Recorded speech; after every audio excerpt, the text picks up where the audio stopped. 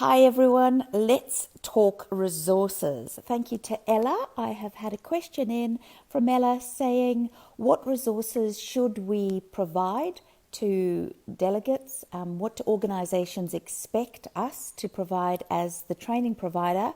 And what should I be charging for those resources? So a great practical question. So thank you for the questions. Keep them coming in. And I'm very happy to answer them here in the group because this is what this group is for, sharing and learning from each other.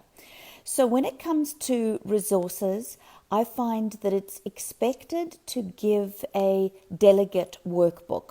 And the delegate workbook is not a massive thing, but it's also not 3 or 4 sheets. It's somewhere in between, and of course it depends on how content heavy your topic is, and of course how long the session is going to be. On average, to give you an idea, if you're delivering a 1-day program and it's soft skills, so nothing technical, nothing, that you're going to have to copy and paste huge screen shares or screenshots or anything like that. Nothing like that. When it's just a simple soft skills course for the day, I find I'm looking at between 12, 15, 20 pages maximum. So about 15 is what I would say. 15 pages in the middle is about right for what delegates will expect. Now, they like that because it's a tangible that they get to take away. So when you're covering things, they go, oh, that's good. It's in my workbook. I get to take that away with me. Now, you can call it a delegate manual, you can call it a workbook, but it very much is a workbook in that I make it that they complete in things, that they're lines for them to write in what you're saying, and they're exercises that from time to time you go to them and say, right, on page 5, this is where I'd love you to work with a partner and go through, through your various things.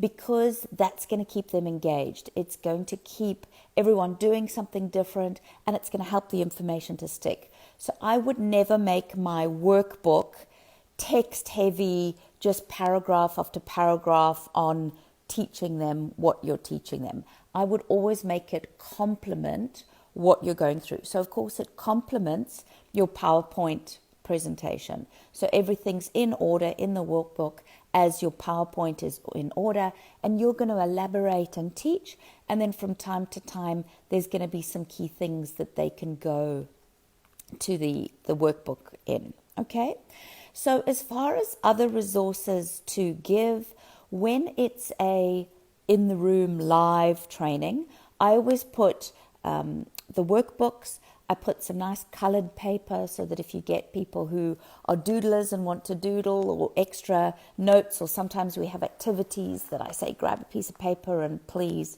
do this, so it adds to the different mediums that I'm using.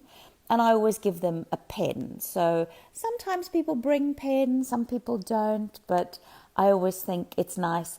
And if you're using branded pens with your organization, then it's a great way that they're going to keep that, and you're going to be front of mind as they look at it each time they use it. Okay?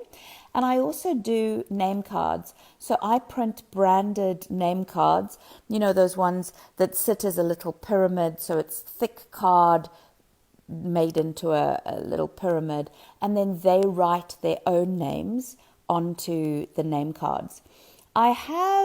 When I first started out, I thought I'd be clever, and I would get the delegate list of names from the decision maker, and then I would have the name cards all ready with their names. But there are 2 problems with that, and 2 reasons I don't do that anymore. The one is on their formal organization list, they're always going to be Elizabeth so-and-so or something like that. And then you're going to write Elizabeth, and she comes in and she goes, oh no, only my mum calls me Elizabeth when I'm cross. I'm Liz, or I'm Beth, or I'm whatever. So I tend to like people to put what they put. And I actually say, feel free, write what you'd like me to call you for the day on your card. And then if they like to be known as something short form, or if they like it full, they're going to put what they want to be called, which is a good thing, okay? So pop just blank ones in front. And the second problem with putting their name and putting them down already on the table is you're forcing people to sit in that particular spot. And that really takes them back to school, you know, where you can't sit next to you because you talk too much, or you don't like so-and-so, and we don't need anything like that. So it's far better that when they come in, they choose where they're going to sit and where they're comfortable, and they can put their name there. So it's much more setting us off on a good note rather than being very prescriptive and like school, which adults, of course, don't like, and nor do we want to run it that way. So that's a good thing. So the only other resource that I would have with me, other than, handouts or case studies that I only want to hand out during the day when we get to that part. Sometimes I don't want it all to be in the workbook because I want it to be great. We're going to get into groups. Here's a handout that you're giving, and I want you to work on this particular thing now, rather than have him look ahead into the workbook and start working it out over their lunch break or something like that. So you can certainly give handouts. And the other thing that we do hand out at the end is course evaluation forms. So right at the end, and we still do this physically when we're in a room physically training, physically by hand pass out the papers. Key reasons why. You are going to get emotional, lovely evaluation forms if you do them at the end of the day, there and then when they're in the room. I hate to say this, but if you allow them to take their papers away and do it and email it back to you, they simply don't do it. A small percentage will, but we're talking, a tenth or 2/10 if you're lucky. People simply, it is too difficult or too much time and effort, or it simply slips their mind, even if they mean well. So it's far better to do it in the room. And interesting enough, even electronic surveys, so when we have tried doing a survey that they get to do the next day and submit it, it's online, the results are never as good as when they're completing the evaluation form in the room. So as soon as they're hot and heavy and excited for what you've taught them and it's really great, they're going to say beautiful things like, that was the best course I've ever been on, and lovely things, which is amazing. And it isn't all about the evaluation form. As trainers, I get that. I get that it's not about the ego. But we've got to have our business brain on. And in our business brain, we want the decision maker to say, hey, they really love that. Look, my people are buzzing. They're really keen on this topic and how you've taught it. So of course we'd be silly to say, it doesn't matter what the evaluation form is, because we want to show the decision maker, look at what they said. So we collect all of those forms in, we do a report, and then we send the following day, look at 86% said it was excellent, X amount said it was good, things like that from the evaluation forms that they have done. Okay, you're going to give a report, because there's nothing more satisfying for that decision maker to go, I made a great choice. I chose you to deliver the training and they've really loved it. This is very beneficial. So let's talk about when it is virtual training and not live training, because what I've been discussing up until now has been the workbooks and the pens and the name cards and the evaluation forms that you would put out in a real room, live training. When you're doing virtual training, you're going to need to send that workbook by email to the decision maker. And again, it's the same workbook, it's the same 15 or so pages, and they're each going to have to print that out for themselves. Now, normally that's not a problem, and workplaces, of course, all have printers and they've all got email, and it's not an issue when you're in the workplace. What I have found during COVID, with people being at home, is you can't assume that they're going to have a printer. A lot of people simply aren't set up with whole offices. They might have a laptop or a computer from work, and that's what they're working on, but they wouldn't have full office setups. And so just check and give them enough time and warning to say to the organization, shall I, send them to you and you send them to them, or shall I, are you going to email to each of them, but give them enough time. And if you know they haven't got a printer, make a plan to be able to do that. Because even for virtual training, I would prefer them to have a printed out version that they can complete, rather than trying to go between your Zoom and to try and find your workbook online, and then how are they going to complete it online if it hasn't been set up that way. So do just think ahead. Sadly, you are going to have to do the online survey at the end. So whether you're using SurveyMonkey or something like that. And I'll tell you now, yes, you get lower completion rate, and yes, sometimes you get lower emotion, particularly if they're doing it the next day. When they do it right now, it tends to be great in emotion and they do it.